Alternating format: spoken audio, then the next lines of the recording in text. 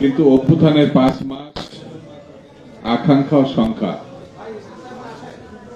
অত্যন্ত প্রয়োজনীয় একটি সাবজেক্ট। আকাঙ্ক্ষা কি ছিল?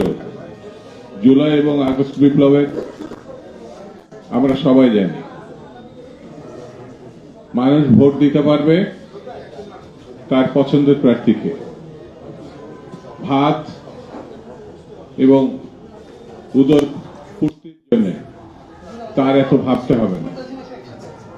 বাজারে সিন্ডিকেট ভেঙে ফেলা হবে, গুম হবে না, খুন হবে না, মানুষ স্বাচ্ছন্দ্যে চলাফেরা করতে পারবে, দুর্নীতি বন্ধ হবে, সীমাহীন ব্যাংক লুট এটা বন্ধ হবে, ঘুষ রাহাজানি এগুলো বন্ধ হবে। কিন্তু দুঃখের বিষয়, এই বিষয়গুলো সামনে এখন দুঃখজনক একটা পর্যায়ে আছে। এখনো যারা ছাত্র জনতার উপরে গুলি করেছে, যে আইন শৃঙ্খলা বাহিনী, তারা এখনো বহাল তবিয়তে আছে।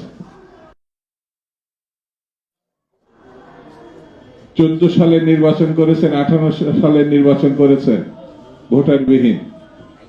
14 সালে বিনা প্রতিদ্বন্দ্বিতায় একটি সরকার গঠন হয়েছে, একটা পার্লামেন্ট গঠন হয়েছে। যারা করেছেন, যে নির্বাচন কমিশন এবং প্রশাসক হিসাবে যারা বিভিন্ন ডিসি ছিলেন, তারা কিন্তু স্ব পদে আছে।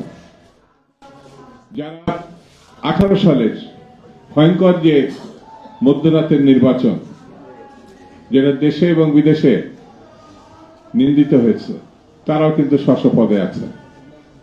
24 সালের 7 জানুয়ারি যে নির্বাচন, তারাও সেই পদে আছে। তাহলে এই পরিবর্তনের পর যারা নেতৃত্বের আসনে আসলেন সরকারে, তারা কি করলেন? তারা কি ছিলেন? আমি ছোট্ট একটা গল্প বলি। আজকে বক্তৃতা করে সব তো বোঝানো যাবে না। 74 সালে এক যুবলীগের খুব ঘনিষ্ঠ একজন গ্রেপ্তার হয়েছিল।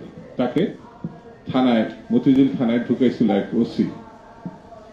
তো ওসি ঢুকানোর পরে সে তো খুব হাসাহাসি করছে যে যুবলীগের নেতা, কারণ বঙ্গবন্ধু আছে, তো রাখতে পারবে না। তো ওসিকে খুব বিনয়ের সঙ্গে বলল, ভাই আপনার বুকের যদি একটা লোম ছিঁড়ে আমার একটু দেন, তাহলে বড় উপকার হয়। তো বলে, কেন? লোমটা সে ছিঁড়ে তাকে দিল, সে পকেটের মধ্যে, একটা খামের মধ্যে পকেটে রেখে দিল। রেখে দেওয়ার কিছুক্ষণ পর 32 নম্বর ধানমন্ডি থেকে যথারীতি টেলিফোন আসলো, যুবলীগের নেতা বলে কথা, ছাড়, ধরছিস কেন? যথারীতি ছেড়ে দেওয়া হলো খুলে। তো তখন ওই আসামি যুবলীগের নেতা যাওয়ার সময় হঠাৎ করে এসে বলল যে, তখন একটা লোম ছিঁড়ে রাখলেন না তো কিসে? বলছে, ভাই আমি জানতাম আপনি ছাড়া পাবেন, তো যার সময় বলবেন না, একটা লোমও তো ছিঁড়তে পারেন না, সেই জন্য একটা লোম আপনি যান। এই সরকারের অবস্থা আছে, একটা লোমও শিখতে পারে না, একটা লোমও না। পুলিশ যারা খুন করলো, ছাত্রলীগ, যুবলীগ, আওয়ামী লীগ, নির্বিচারে মানুষ খুন করলো। এখন ভারত দোষারোপ করছে হাসিনাকে, তো আমরা নিয়ে আসি না, সেনাবাহিনী তাকে পৌঁছাই দিচ্ছে সসম্মানে। যদি অপরাধ করে থাকে, ভারত তো করেনি, সেনাবাহিনী করেনি। আরে বাবা, কি মারাত্মক! তার সঙ্গে কথা বলে আমার মাথা মাঝে মাঝে আওলা জাওলা হয়ে যায়। আমি ভোট করতে পারলাম না, তাহলে কি ছিঁড়ছেন আপনার ক্ষমতায় বসে? একটা কথা বলতে পারেন না আপনার দেশবাসীকে, কি ছিঁড়ছেন? আইন শৃঙ্খলা পরিস্থিতি যে কোনো সময় থেকে খারাপ, কি করছেন আপনারা? কেউ কেউ বলছে না, আপনাদের কোন দলকে নির্বাচিত করা মানে ক্ষমতায় বসানোর জন্য আমরা আসি না, কি ছিঁড়তে আসছেন? আপনাদের এইসব শিশু সুলভ কথাবার্তা বন্ধ করেন। আপনাদের ঘাড়ে পা দিয়ে আমরা ক্ষমতায় আসি না। আপনাদের জন্মেরও অনেক আগে বিএনপি 3-4 বার ক্ষমতায় আসছে। আপনাদের জন্মের আগে